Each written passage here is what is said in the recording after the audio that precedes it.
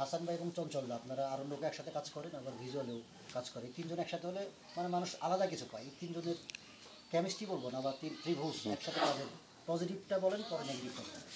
Positive তো অবশ্যই, একসাথে আমরা বড় হয়েছি। কারণ হচ্ছে আমরা যে মঞ্চে শুরু করি আজ থেকে 36 বছর আগে, 36 ইয়ার আগো। তা আমরা তখন একসাথেই মঞ্চে শুরু করেছিলাম। কেউ হয়তো 6 মাস আগে পড়ে বা চঞ্চল একটু পরে আসলেও একসাথে যে বড় হওয়া, একসাথে মঞ্চ করেছি, একসাথে দলে প্রতিদিন রিহার্সেল, প্রতিদিন একটা মেজর টাইম আমাদের একসাথে কেটেছে।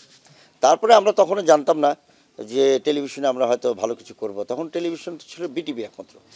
তো তখন আমরা আসলে জানতাম না যে আমরা এত স্যাটেলাইট চ্যানেল হবে বা অন্যান্য হবে, অনেক প্ল্যাটফর্ম হবে, ইউটিউব হবে। তো একসাথে কাজ করতে করতে পরে দেখলাম যে আমরা সবাই ব্যস্ত হয়ে গেছি। তো কেমিস্ট্রি তো অবশ্যই, একসাথে বড় হওয়া, এই যে চলাফেরা, বোঝা একজনের, এগুলো তো একটা চমৎকার কেমিস্ট্রি তৈরি হয়ে গেছে। এই সেভাবে আমরা কাজ করেছি আর কি।